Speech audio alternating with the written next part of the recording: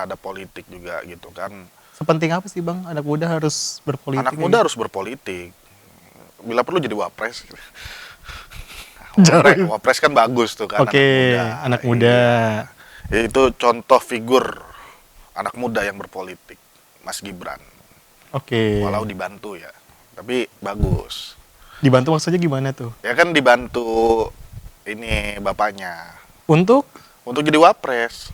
Ya kan tetap dipilih masyarakat. Ya dipilih oleh masyarakat. Coba kalau bapaknya nggak jadi presiden, Mas Gibran tetap jadi tukang martabak. Bisa aja ya Bang. Banyak lah anak muda yang kita lihat juga di pemerintahan. Ya harusnya emang harus diisi oleh anak muda gitu. Ada Seskap Teddy juga kan sekarang karirnya cemerlang gitu kan. Bagus juga gitu. Jadi emang harus berpolitik ya anak-anak muda sekarang. Harus berpolitik anak muda. Dan saya juga kritik juga nggak cuman bukan yang emang wah semuanya pemerintah jelek, nggak ada. Saya banyak kok yang konten-konten saya yang memang apresiasi pemerintah yang memang bagus gitu kan. Banyak, apa aja tuh? banyak ya kayak Pak Prabowo mengalokasikan 14T kalau nggak salah untuk 70 sekolah gitu kan. Terus Pak Prabowo untuk memberikan beasiswa untuk guru-guru biar sampai sarjana. Itu kita apresiasi, saya angkat. Saya angkat duluan malah dibandingkan buzzer-buzzer pemerintah. Malah saya duluan yang angkat. Oke. Jadi ya saya itulah objektif lah, nggak semuanya jelek gitu nggak. Masih ada yang bagusnya juga. Bagus apresiasi kok. Gitu. Jadi kalau misalnya anti pemerintah nggak juga ya Bang? Nggak juga. Kalau kita kan pengennya pemerintah itu jadi lebih baik. Goals kita kan pengennya jadi pemerintah itu jadi lebih baik. Bukan berarti pemerintah ini harus bubar kan, nggak kayak gitu goalsnya. Kalau misalnya ada yang menyalahartikan gimana Bang? Ya itu di luar kuasa kita lah. Intinya kan kita menyampaikan pendapat kita ini, terserah orang nanggapnya kayak bagaimana, ya itu kapasiti orang masing-masing gitu. Kalau misalnya ngomongin soal isu-isu yang beredar juga, Bang Salim Doyar kan juga vokal kayak gitu kan. Awal-awal banget tuh kontennya emang kayak gitu atau gimana sih Bang? Emang kayak gini Bang, awal-awal. Emang kita resah aja ya. Dulu saya pertama kali ngikut awal-awal tuh sebelum konten tuh cuman nge-repost story doang. Oke. Kayak ada berita jelek cuman repost story, belum konten tuh. Oke. 2000 kali, berapa tuh Bang? 2 tahun lalu. Baru berarti ya. Yang ngebuat trigger saya tuh dulu Bang DJ Doni. Ini orang berani banget nih. Ya kan? Ini orang ngomongnya kasar, kok berani gitu. Terus kagak ngapa-ngapa. Gue coba deh konten juga. Kebetulan gaya bahasanya sama. Karena kan kita orang Betawi kan. Kita lihat, wah, coba konten. Naik. Mungkin keresahan masyarakat sama dengan keresahan gue kali. Akhirnya itu. Tapi sempat dapat ancaman kayak gitu nggak sih? Ancaman biasa bos. Konten-konten kayak begini mah ancaman biasa. Ancamannya apa aja? Ya kayak entah di WA, DM segala macam. Di WA tuh maksudnya apa, bentuk isi WA-nya tuh apa Bang? Kayak gua tahu lu lagi di sini, dikasih lokasinya apa segala macam. Ya itu udah biasa. Dikirimin foto gua, foto keluarga segala macam itu udah biasa. Cuman kan kalau kita minta udah kebal aja. Kalau dari DJ Doni kan atau influencer lain kan ada yang sampai diteror kayak gitu. Gue pernah sempet diteror waktu itu. Dikirimin bom molotov. Kayak Bang DJ Doni juga. Bang DJ Doni itu dia di molotov dilempar. Oke. Nah kalau gue dilakban, suruh lempar sendiri. Suruh lempar sendiri. Itu jadi orangnya males. Kejadiannya tahun berapa Bang? Tahun kemarin. Sama berarti peristiwanya dekatan. Barengan sama influencer-influencer yang lain. Cuma gue mikirnya gini Bang, gue sih tidak, gue angkat konten itu, gue bilang yang meneror, gue bilangnya itu bukan pemerintah.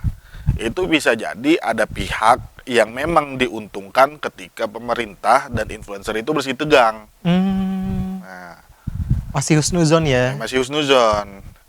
Ya kan kalau misalnya pemerintah bersih tegang sama influencer kan ada satu pihak lah pasti diuntungkan. Tegang juga dia. Gitu. Terus kalau misalnya konten-konten kayak gitu sempat dapat, kalau misalnya dari pemerintah sendiri ada yang sempat ngontak gak sih bang? Sempet ngontak ya. Kayak harus take down nih, kayak gini misalnya atau Ya apa? ada beberapa tuh pasti ada. Cuman kalau gua kan kagak gua ladenin. Oh tetap aja tuh jalan. Iya. Banyak yang gua katain minta take down tapi gua bilang emang gua sebel aja sama nih menteri gitu kan. Kagak gua take down. Oke. Biarin aja. Tapi aman bang? Aman. Atau ada ancaman Nggak lagi? ada. Nggak ada. Yang terbaru apa? Nggak ada ancaman sih sejauh ini. Nggak ada, cuma diminta take down. Nggak. Itu juga udah lama banget. Oh itu kasus apa waktu itu bang? Apa ya? Ya kalau saya sih sebenarnya banyak yang saya nggak bisa angkat kan, kayak ada beberapa yang memang orangnya baperan gitu ya, saya nggak ada. Cuman Siapa? saya nggak sebut. Nanti antum mancing-mancing saya sebut gimana sih? Siapa sih emang bang? Cuman ada lah Oh intinya. ada. Ya intinya kalau saya fokusnya itu mengkritisi kebijakan dan statement dia sebagai pejabat publik. Saya nggak masuk ke ranah personalnya. Kayak menteri, misal contoh Menteri Bahlil, yang saya kritisi dia adalah kebijakan dan statement sebagai pejabat publik, bukan personalnya dia. Mau dia orangnya kayak gimana bodo amat gitu kan. Yang penting lu sebagai pejabat publik, lu yang disorot publik, kacamata itu yang saya ambil, yang saya kritisi gitu loh. Ya lu mau punya ani-ani berapa itu gua nggak masuk ke situ deh. Emang ada bang yang punya aneh-aneh? Ya kan kita nggak tahu. We Oke. never knows. Namanya orang namanya orang butuh aja. Oh, Cuman berarti kan, bang Salim punya? ya kalau saya emang enggak. Oh enggak. Saya enggak. Jadi yang Akun punya IG siapa? saya tuh itu Apa tuh? cuman sekedar status aja tuh, Kementerian Pemberdayaan Ani-ani. Jadi yang punya siapa emang? Pasti ada lah pejabat-pejabat punya ani-ani. Emang masnya nggak pernah ke tempat pijit nggak pernah? Oh nggak pernah. Tempat pijit kan biasanya plat merah mulu, Pak. Oh, saya nggak tahu tuh di mana aja tuh. Iya. Ya ani-ani itu, Mbak, apakah salah pejabat punya ani-ani? Nggak salah, Bos. Itu bantu UMKM. Oke. Iya, itu membantu UMKM. Kita membantu Pak Purbaya untuk menghidupkan UMKM. Ekonomi berputar. Coba satu ani-ani dia bisa ngasih anak, ketika dikasih duit dia bisa ngasih anaknya sekolah, kan dia pasti janda. Ya kan? Atau dia bisa ngasih orang tuanya. Bener gak? Oke. Ini berkah, Bos. Jadi ekonomi itu berputar. Nah, si ani-ani ini dia punya uang, dia belanjakan lagi ke pasar. Ya kan, dia belanja warteg, dia belanja Indomaret, atau dia belanja apapun itu. Ekonomi nanti berputar lagi, sektor real. Makanya yang lebih jelas daripada Kopdes Merah Putih, daripada MBG, ani-ani lebih jelas. Emang Kopdes gak jelas bang? Loh, perputarannya lebih cepat ani-ani kok. Iya, jadi nggak salah juga orang punya ani-ani, silakan. Kalau saya sebagai ini ya, pemerhati ani-ani ya, karena memang kita suka memandang orang itu sebelah mata, Bang. Tapi kan kita nggak pernah tahu apakah dia memang ingin menjadi ani-ani itu karena kepengenan dia, kan nggak tahu. Dia bisa saja dipaksa oleh keadaan, yang mana keadaan itu bertemu dengan orang yang membutuhkan, si pejabat ini gitu loh. Ekonomi jadi berputar. Daripada uangnya ditimbun sendiri di brankas, mending buat ani-ani, berputar ekonomi. Lah untuk masyarakat juga kan? Buat masyarakat juga.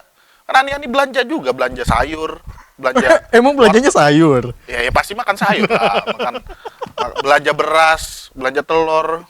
Oke. Iya, itu ekonomi sektor real yang memang harus berputar. Saya sampai speechless ini. Makanya kalau kita bilang memberdayakan UMKM ini loh, UMKM hidden yang tidak terlihat, tapi dia membantu perekonomian bangsa.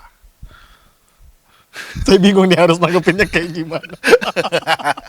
Ini cuma lucu-lucuan aja ya, jangan serius. Nah kalau misalnya ngomongin soal isu-isu sekarang kan banyak juga itu yang bisa dikritik-kritikin kayak gitu kan. Banyak. Setiap hari kayaknya pasti ada aja lah bang berita. Capek nggak sih bang? Jujur sebenarnya capek. Saya tuh pengennya konten komedi aja lah sebenarnya. Tapi emang kita lihat buka berita, aduh berita ini lagi, berita resah juga, keresahan. Oke. Ya udah kita angkat jadi konten gitu. Dan kebetulan ya keresahan publik sama gitu keresahannya. Ya udah kita bareng-bareng dah gitu. Apalagi kemarin juga dolar sempat 18.000 lagi Dolar kan. sempat 18.000, iya. Bahkan yang lebih ada buzzer bilang dolar naik itu bagus lah. Dolar naik bagus. Iya, bagus kata dia. Soalnya kalau petani karet katanya kan berhitungnya pakai dolar ya, yang untung petani karet. Oh, Karena iya. apa? Dia ekspor. Coba kalau yang impor, petani jagung, ya kan, petani apa tepung segala yang ini yang impor ya boncos juga. Mereka itu kan kacamatanya dari satu sisi, nggak holistik. Emang buzzer-buzzer. Hati-hati bang, takutnya ntar dipanggil pemerintah lagi. Oh, kalau saya kan memberikan masukan ke pemerintah, carilah buzzer yang kompeten gitu loh. Kalau nyebokin, jangan ngawur. Kalau nyebokin, jangan pakai argumen indukan ayam. Maksudnya gimana tuh? Ada buzzer debat sama Bang Ferry Amsari pakai argumen indukan ayam. Yang ngerti dia doang. Publik agak ngerti. Iya, mending kalau dipanggil jadi komisaris ini mah kagak. Tapi ada niatan bang untuk bagus-bagusin kayak gitu. Apa bagus-bagusin? Kalau kebijakannya benar saya bagusin kok. Pemerintah mah kagak perlu disuruh, Gak perlu jadi buzzer. nggak perlu jadi buzzer. Kalau kita kan objektif aja bang. Kalau misalnya ada kebijakan yang pro rakyat yang emang bagus, ya kali kita tetap jelekin kan enggak. Tetap kita angkat bagus lah, gitu. Kayak misalnya ada MBG nih, amplifikasinya bagus kayak prasmanan, guru bisa ikut makan, makanannya steril. Ya kita angkat, kita bagus, kita bilang ini baru jadi contoh buat SPPG lain. Kayak gitu saya mah. Nah, kecuali kalau ada MBG, semangkanya setipis, lelenya segede cupang. Nah, itu baru kita maki-maki. Lu yang bener aja lu, ini duit rakyat, lu kasih makan anak orang kayak begitu. Nah, itu ya operasionalnya yang saya kritisi gitu loh. Oke, jadi kalau misalnya emang benar, ya diapresiasi. Ya, Kalau apresiasi. enggak, Itu kan suatu hal yang wajar. Kadang-kadang saya ngangkat konten apresiasi, saya dibilang cair. Aduh, oh cair tuh maksudnya dapat duit. dapat duit. Padahal, Cair. padahal iya, enggak. Iya. Enggak lah. Masa kita apresiasi yang bagus kita bilang dibilang cair ya nggak bisa begitu. Kita tuh sebagai masyarakat juga harus fair. Nggak semuanya yang dari pemerintah itu jelek. Dan nggak semuanya bagus juga. Ya imbang aja Walaupun lebih banyak kritiknya. kritiknya. Karena kan sebenarnya kritik itu kan untuk perbaikan, bukan berarti benci. Kritik saya kagak ada urusannya personal, nggak ada. Lu mau rumah tangga lu kayak gimana, kayak mau apa, kayak urusan lu dah. Kalau kita tuh ngatain dia sebatas kebijakan publik sama statement dia sebagai pejabat publik, udah. Sisanya udah tuh nggak ngurus. Iya, terserah lu mau punya selingkuhan berapa kayak pejabat atau bodo amat kita mah. Itu ranah privasi, kita nggak pernah masuk ke kamar orang. Gitu, Bang. Makanya nyentuhnya kalau misalnya kebijakan salah langsung. Langsung. Banyak kok pejabat yang punya aneh-aneh apa, nggak pernah gue kritik. Biarin aja, itu manusiawi. Selagi dia membantu UMKM ya kita support aja. Di ke situ lagi saya speechless kalau udah ke situ. Tapi gue paling respect sama Roy Suryo sih. Kenapa tuh? Roy Suryo itu apapun isunya dia tetap ijazah. Dia konsisten. Simbol konsisten bangsa. Ya Bang Doni, ya Bang Salim juga sama kan. Kalau kita kan isunya lain-lain, Bang. Tapi Tiap kan hari. tetap ini apa Iya. namanya vokal bersuara. Iya, ya, Pak, kita mah kadang-kadang isunya entah Bahlil, entah Menteri Piga, entah Menteri ini. Lah, dia mah tetap ijazah. Tapi kalau misalnya ngomongin di pemerintahan tuh menteri ada nggak sih yang menurut Bang Salim tuh kebijakannya oke kayak gitu? Ya, So ada far, aja. Ada aja. Ada Siapa? lah. Siapa ya? Boleh sebut nama nggak? Lupa saya juga. Kan yang bagusnya. Iya, lupa juga. Even Bahlil pun saya pernah puji bagus. Oh iya. Iya, bahwa Bahlil waktu itu pas dulu ya, waktu pas harga BBM kita paling rendah di Asia Tenggara, itu saya puji Bahlil bagus pada saat itu. Sekarang BBM naik. Gitu. Cara mengkritiknya emang keras seperti itu ya? Iya. Kalau kita kan emang bahasa jalanan aja, Bang, bahasa nggak sekolah. Dan kebetulan masyarakat lebih suka kali ya bahasa yang ceplos-ceplos gitu dibandingkan bahasa-bahasa yang rapi gitu. Walaupun banyak buzzer juga yang nyerang, Bang. Ya elah, buzzer nyerang juga kayak dikelitikin bang, bukan level kita juga. Buzzer juga kalau dikumpulin jadi satu lawan saya sendiri juga nggak ada apa-apanya bang. Mereka kan ya pemerintah jelek dipaksa bagus dicebokin gitu. Ya masyarakat enak juga ngeliatnya kan. Ya mau sampai kapan sih lu nyebokin pemerintah gitu kan? Ya kalau jelek ya lu kritisi dong gitu. Kalau emang bagus ya baru lu apresiasi gitu. Objektif aja. Tapi so far kalau misalnya ngomongin ini kan 2026 ya. 2026. Hampir 2 tahun dari kepemimpinan Presiden Prabowo Subianto dan juga wakilnya Gibran. Gibran Rakabuming. So far kalau 1 sampai 10 nilainya? Karena masih proses ya. Ya 7 lah. 7. 7 lah. 7. Presiden Jokowi kan 7. Kan presiden yang saat ini. Representatif. Oke. Kelanjutan Presiden Jokowi. Nggak salah dong. Nggak salah. Cuma kan kita ngebahasnya lagi Presiden Prabowo. Iya, 7 lah, 7. Iya. Dari penanganan hukum? 7/100. Enggak lah. 7/10. Penanganan hukum jelek sih. Jelek sih. Banyak fenomena anak muda dikriminalisasi. Oke. Banyak profesional yang memang ahli di bidangnya di penjara. Nah itu fenomena di zaman Presiden Prabowo saat ini. Penegak hukumnya ugal-ugalan. Banyak, kita udah nggak perlu sebut deh. Dari mulai Tom Lembong, ya kan? Tom Lembong, terus Nadiem, Ibam, profesional-profesional di Pertamina yang dikriminalisasi, terus Amsal Sitepu, terus yang paling baru lagi ada Niko Wijaya. Ini Niko Wijaya paling kesian menurut saya. Dia ini direktur BRI Venture, yang mana tugas dia memberikan investasi ke perusahaan-perusahaan startup yang berpeluang untuk maju. Pada saat itu dia invest ke Tanihub, perusahaan startup. Oke. Dan Tanihub ini diproyeksikan akan maju. Nah dia mengambil kebijakan untuk menginvest Tanihub. In the end Tanihub rugi. Nah kebijakan dia yang invest ke Tanihub dianggap merugikan negara. Dan dia dipenjara akan hal itu. Kan Niko Wijaya bukan dukun, bos.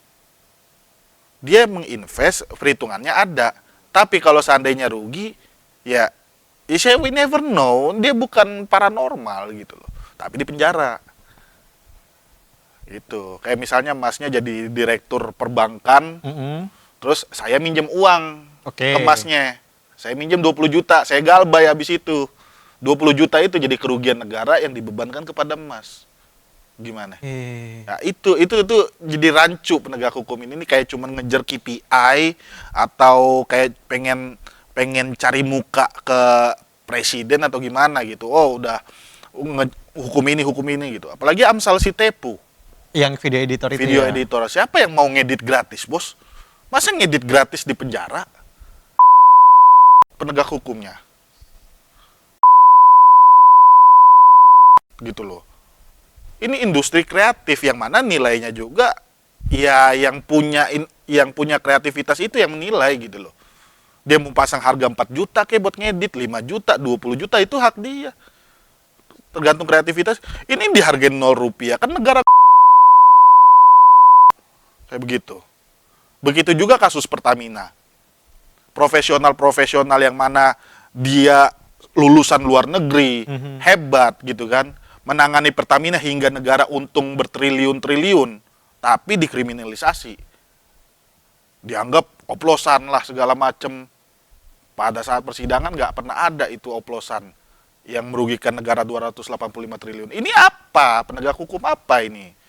Begitu juga Nadiem, Ibam tuh yang cuman memberikan rekomendasi, ini bagus loh Chromebook ini, di penjara. Gak ada kerugian di situ. Tuh gimana? Apalagi Ibu Ira Puspadewi. Nah, fenomena penegak hukum menurut gua pada saat ini negara saya. Kalau kita bandingkan dengan Febri, penegak hukumnya yang udah tersangka tapi belum ditangkap. Ini nih orang-orang ini yang dikriminalisasi ini baru beberapa jam aja langsung tersangka, langsung ditangkap gitu. Tapi Febri sekarang orangnya mana? Gak pernah kelihatan di publik. Makanya kalau masnya nanya kalau soal penegakan hukum, gue bilang 0/100. Nol. Gitu.